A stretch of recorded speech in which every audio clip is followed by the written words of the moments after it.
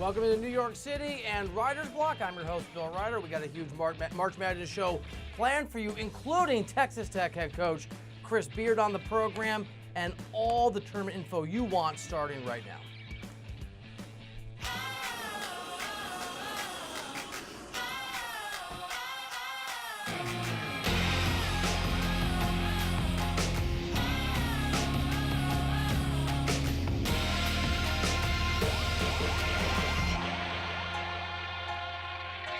The field is set. There are so many things to tackle and get to, and we have you covered every step of the way here on CBS Sports HQ, your home for streaming sports today, over the next few days, over the next few weeks. So we're going to start today's show with just a few of my takeaways from the committee, from the tournament, from the bracket. And let's start here with some positivity. This isn't always true. It really feels like the committee got it almost entirely right. I know some Michigan State fans are frustrated. I thought the ACC deserved or could deserve 3 1 seeds. I like the Zags where they are. And I think one of the signs of the time that the committee knows what it's doing, maybe the feel-good nature of how a lot of us have responded to this bracket, the teams that are on the wrong side of the bubble, first of all, feel like the right teams, and second of all, a lot of them are from the power conferences. Teams like Texas, who actually had a pretty good net rating, teams around the country that normally might have gotten in and the mid-majors might have gotten shafted a little bit. That feels right. And that brings us to our second takeaway. Net rating played a huge role, and I know it got lambasted earlier in the year, but as the sample size got bigger, the net rating seemed to be a reasonable way for the committee to assess some of these schools. And look at some of the mid-majors that got in with net ratings. Wofford, 13, 7 seed. Buffalo, we'll get to them in a second. I love them. 15 net rating. Nevada at 23. Utah State at 29. Belmont at 47. And as you put it all together, as the bracket comes into view, certainly last night it struck me, and I wanted to sleep on it. Same thing this morning. That is a brutal, brutal West, and that is a very difficult road for a Gonzaga team that is A, a great basketball team, and B, we've seen this before. There are times where they come up short relative to expectations and their own seeding. They've got a lot to prove. They always have a chip on their shoulder, and they are great offensively this year. They're better defensively than people give them credit for. They've got a very selfless team, and a week or two ago, their senior point guard, one of their leaders, Josh Perkins, came on the show and broke down for us why this Zags team, whoever they face, whatever the obstacles, whatever the doubters, have a lot of confidence in what they can accomplish going forward. You know, we're a great basketball team. We move the ball. We play for each other. We play with each other, you know, and it shows. You know, we really went out there and we play hard. We want to win. Like I said, it's basketball at its highest level, you know, and we try to do that, and we try to play for the right reasons and play for each other. And I think that's what, you know, separates us from a lot of teams. I like Perkins. Nice young man. I like the Zags a lot. I'm not a Gonzaga hater, but man, that it's a brutal road. That Syracuse-Baylor game is a really interesting matchup and a tough game for whichever team advances for the Zags. Marquette-Murray State, we'll get it in a second, might be the most interesting matchup of individual players in the tournament. Those are both good teams. I love Buffalo, Texas Tech, Michigan, Florida State's playing really well. That is a really, really tough road forward for the Zags and everybody on that side of the bracket. And one of the reasons is that matchup between Marquette and Murray State. I kind of hate the committee did this because Marcus Howard and John Morant are two of the most interesting players in college basketball. In fact, we have a really good feature on Howard coming up later this week on Reiter's Block. This is a must-watch game, and both these young men's numbers, both what they've done, not under the radar for folks that follow hoops on a regular basis, but for the general public, both of these players, and you see what they've done there, have a chance to burst onto the scene. Whichever team wins that first game, that opening round game, I'm still calling it the opening round, that team could make a really deep run. And last year we always talk about Cinderella stories. And last year, Loyola Chicago captured everybody's heart. Keep an eye on Buffalo.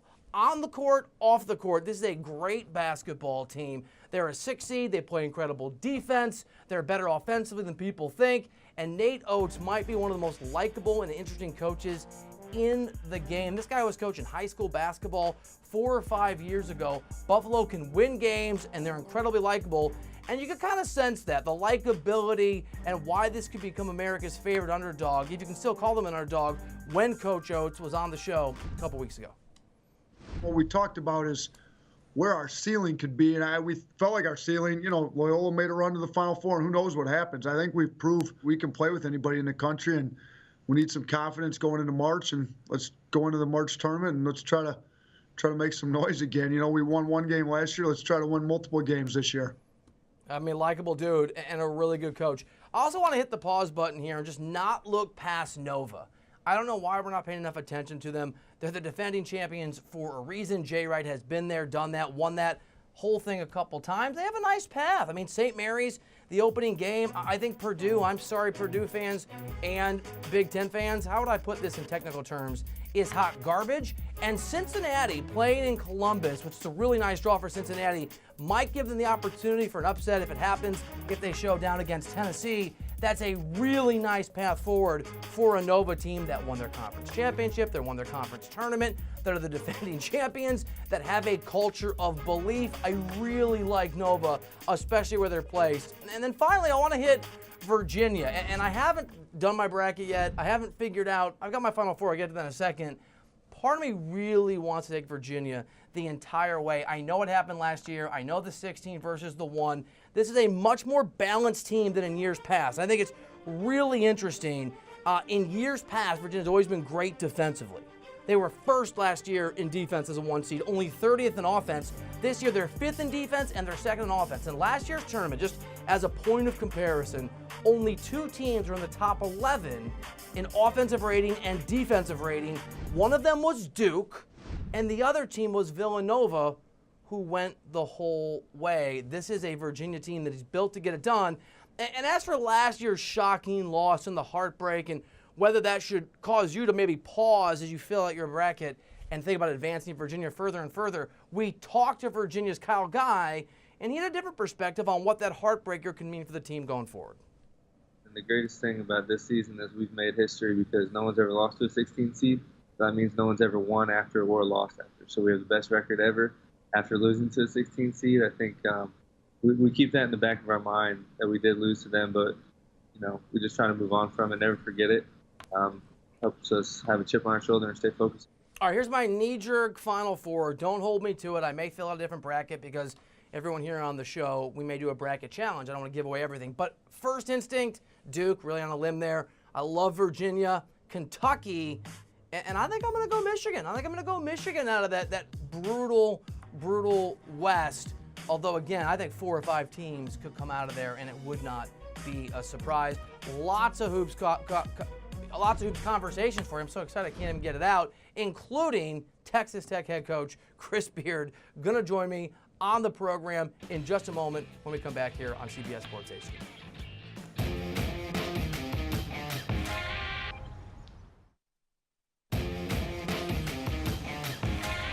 All right, welcome back into the show. Writer's Block with me, Bill Reiter from New York City. Earlier today, had the chance to catch up with Texas Tech head coach Chris Beard. They're a 3 seed. They've got an interesting matchup with Northern Kentucky. We had a really good conversation. Here it is. Coach, congratulations, and thanks for making time for us. Thank you. Glad to be on. So I know you're preparing for the game. What do you know about Northern Kentucky? What have you learned so far as you folks look at tape and get ready? Yeah, I watched quite a bit of Northern Kentucky in the last 12 hours, but a super team, very, very well coached. I don't know if I've seen a team this year play as hard as they do on the defensive end. They cut really hard on the offensive end. So it's a team that has our full attention and full respect. I want to congratulate them on a great season. They're very, very worthy of being in the NCAA tournament. You know, you from your time in Little Rock, where I used to work, I worked at the Democrat Gazette back in the day for me.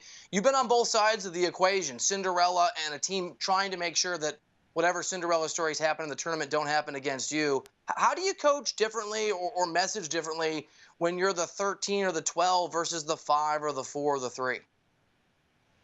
Yeah, I don't know if there's much difference. I do try to use our experience, not only myself, but we have other coaches, and we even have players, grad transfer Matt Mooney, that played at the mid-major level. Try to explain to our team how much respect we have for those teams and how hard it is to get in the tournament. I've always been a big believer the seeds really don't matter when the tournament starts, and so we'll try to get that message to our team today. This is a very, very good team, a team capable of winning games in the NCAA tournament. They've got the conference MVP. They're very well coached. They're seasoned. They've got veterans. So this is a team that I think can do a lot of damage in the tournament. Yeah, Northern Kentucky, you and your group, and really the entire West. And there's respect given to every team that made the tournament, but the West, at least in my eyes, particularly full of really good basketball teams. How much do you let yourself, even for a moment, look at the bracket, look ahead, and have a personal assessment of what's to come if you can win basketball games? Me personally, I really don't. We set up for our team. It's a 4-team tournament, and you got to win 2 games to advance. For us, it's Friday, and then hopefully a chance to play on Sunday. So we spend a lot of time with our team just talking about a 4-team tournament. Now, I've got 3 daughters, and they all love college basketball, so they'll ask me things about the bracket. But really, I haven't even taken a look at the full bracket, just the 4-team tournament that we're in. That would be a pretty good advantage. I've got 2 kids, but in our case, in the Reiter household, Daddy doesn't help as much as he should in that bracket recommendations. I want to ask you, and we talk a lot on the show about success is great, but sometimes failures or struggles or hiccups are what shape successes down the line. What will you take from that loss to West Virginia in the conference tournament over the next few days and hopefully next few weeks? Yeah, good question. So when we got back to Lubbock, we were obviously disappointed in the way we played, but the reason we didn't play well is West Virginia. Give them a lot of credit. They were playing great basketball at the end of the season. So with our team, we simply said, hey, we got to learn and burn it. We got to learn from it, but we got to move on. We can't let the same game beat us twice. So it's something we're never going to forget. We're going to work on that game this week in preparation, show clips of it, but at the same time, we're not going to beat ourselves up. The NCAA tournament's a new season. Everyone is 0-0. So I think there's a fine line between, embracing what happened and trying to learn from it, but also just burning the memory and moving on. But in film sessions, as you prepare for Northern Kentucky, there will be some West Virginia in there as part of the process for the guys. Yeah, and that's just the way we are. We've always been a team that kind of studies the last game up until tip of the next game. We talk a lot about improving. We talk a lot about playing our best basketball with each game. And so certainly with us, we're going to have to continue to look at the West Virginia game. Not only the things we did bad in that game, we did play well late, made a great comeback, showed a lot of heart. So we'll be showing the good and bad of the last game, as we always do. Really interesting. And Coach, not just in basketball, in life, whatever we all do for a living, mentors and the people we've been blessed enough to cross paths with who have shaped us in a positive way, stick with us. And there's a lot of guys out there who are pretty successful coaches who you're associated with. But I'm curious, as it relates to Bobby Knight or other names that you want to throw out there, how much is Coach Knight a part of what you do, what you're about, the success, obviously, you're having? Yeah, whenever I talk about Coach Knight, I always just associate Pat with it too. I learned so much from Coach Knight and Pat. My time at Texas Tech as an assistant was like getting a PhD every day in coaching. Nobody has more respect for those 2 guys than I do. I hope that we honor those guys in the way we play, whether it be our unselfish offense or our commitment to defend. But Coach has been great to us since we've been back in Lubbock, and I still have a relationship with Pat today that means a lot to me. Yeah, your defense is the best in the country, and just watching you guys, I mean, it is a ferocious thing to watch. Tariq Owens, I mean, a lot of guys. I don't want to single out one guy, but he's been a huge part of your defense. In terms of creating a culture where guys are hustling on every single play, and you can see with your team, how did you go about that? How long did that take? How does one – because guys like offense, but defense is something that often reflects coaching. Well, it starts in recruiting. I've told all guys, you normally get to coach the guy you recruit. So we don't spend a lot of time recruiting guys that don't play defense in AAU or in high school or in junior college. We don't think we have a magic wand here. We try to get guys that understand how important defense is and they're committed to winning, because to win, you got to defend. And then when they get here, we certainly have a way and a system and a philosophy. Coach Mark Adams on our staff does a great job with our defense and deserves a lot of credit. But ultimately, games are won and lost in college basketball with players. And so the story here this year with our defense is our players have really bought in, led by our 4 seniors. They've really bought into the idea that defense is our DNA, it's our identity. We have to guard at a high level to be successful. We're in an era in basketball where pace of play is all the rage, and usually that means a really up-tempo pace of play. You guys are much slower than that. Your pace of play is more old school, if that's the right term. How significant, how important as your game plan is it for your guys to control the tempo of play in this upcoming game?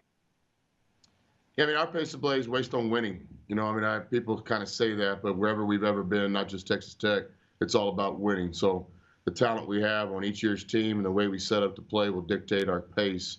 In the last 5 or 6 games of the regular season, we were averaging over 80 points a game and playing one of the faster paces in the Big 12. So depending on the game, you know, what we try to do is put ourselves in a situation to have a chance to be successful. Northern Kentucky is dynamite in transition.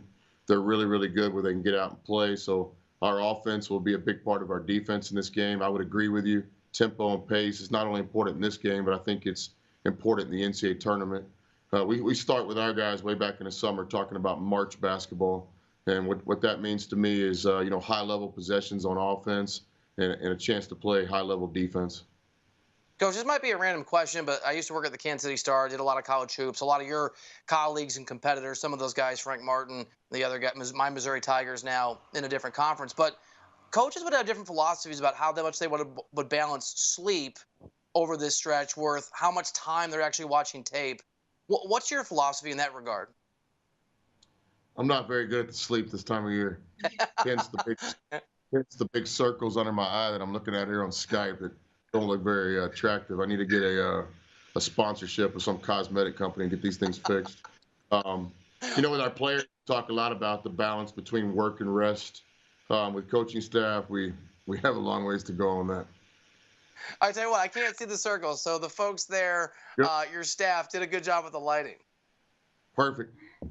Years ago with Coach Knight and Pat. Go ahead. No, after Well, I was you want to gonna hear it. Yeah, years ago with Coach Knight and Pat and our Texas Tech years, we were on that first kind of reality show, Night School. Do you remember that? I do. And, you know, they normally put makeup on everybody, but Coach Knight, you know, he didn't believe in makeup. And so me and Pat were like, man, I don't know about this. So the first time we saw the show live, you know, we looked terrible, but all the people you see on TV obviously have makeup on, but Coach Knight wouldn't let us do it. I can absolutely relate to the weirdness, but the need, unfortunately, for the first time my son realized I was wearing makeup, he's 6, was about 2 years ago, was a real awkward conversation, but it happens. Last question for you, and I'm interested in this. I know it's not about your program per se, but if memory serves, when you were, because I rooted for you guys when you were at Little Rock, because I lived there for a couple years. I like the community and the people. You were a 12 seed. What is it? Can you just give us a sense of that 12 versus 5 and why it just seems like that matchup in particular is always dynamic and interesting, and we see a lot of 12s advance? Yeah, I can't speak for other people, but me being like a hoop junkie and growing up watching the tournament, studying it, I mean, you know, there's a lot of games right there in that 13-4, 12-5 every single year. So the first thing we did with our Little Rock is we showed past games to build some confidence with the guys that this is possible. This happens every year. So let's give ourselves a chance. So now, fortunate enough to kind of be on the flip side of it, we'll take the same approach. It's not going to take long for our guys to understand today how good Northern Kentucky is. This is a championship team, a team that's been in the NCAA tournament 2 times in the last 3 years, a team that's very well coached. They have a balance between seniors and young guys, inside players, outside players. I mean, this is a really, really good team. We're going to have to play well to have a chance to advance. Yeah, it's 2 great teams. Should be a great game. Coach, I know you have a lot to do, maybe even get some sleep. Appreciate you. Thank you for making time. Thanks a lot. Really good dude. I also don't have makeup on, which is, you know, one of the many reasons, unfortunately, I look like this. Enjoy the conversation. Good luck to those guys. We've got a little more coverage for you here on this show. We've got lots of March Madness coverage for you on CBS Sports HQ. We're going to go inside the numbers on the tournament when we come back to Reiter's Block in just a moment.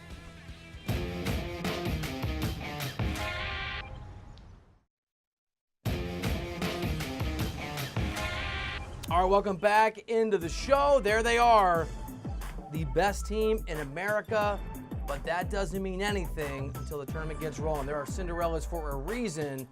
Sometimes Goliath goes down. Let's go inside the numbers on March Madness. Some of these are amazing. We start with 8.5, as in $8.5 billion, because that's the projected amount of money, $8.5 billion, that is expected to be wagered on March Madness. This is according to the American Gambling Association. I will certainly be contributing my fair share. How about the number 40?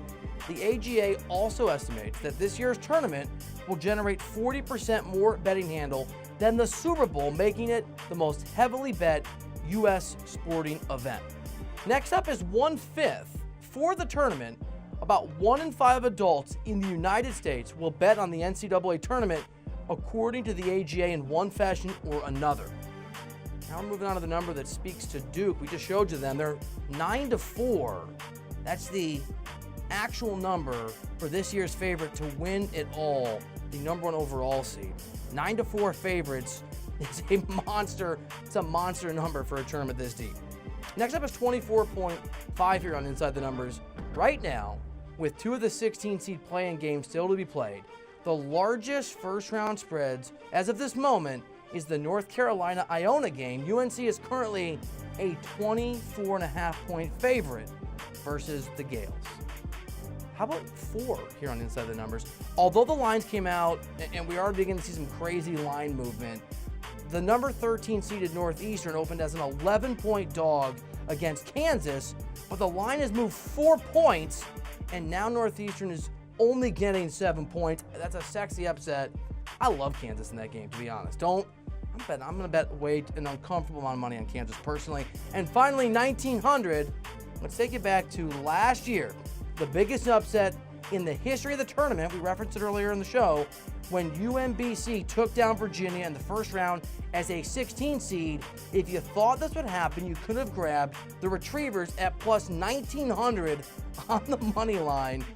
A bettor at Westgate cashed on an $800 ticket and won him $16,000 in the game. And by the way, that brings me to just a very quick public service announcement here on the program. And obviously we all have jobs and we're all busy, but the greatest combination in the history of sports and leisure, and I've done it for work and I've done it for fun, they were both amazing, I promise you, is Las Vegas and the opening week of the NCAA tournament. It's better than being in Vegas for the Super Bowl. It's better, no disrespect to being at these events, than actually being at the Super Bowl. It really is. So to all of you who will be in Vegas and are getting ready and primed and educated to try to make as much money as you can by watching CBS Sports HQ, by watching Sportsline, which is coming up in just about 30 minutes, good for you. I'm envious. And who knows, the bosses are watching. Maybe we'll push to get the show there next year. Nothing like Vegas, because those kind of miracles can happen. Why not? Some dude probably betting on his alma mater, cashing in $16,000.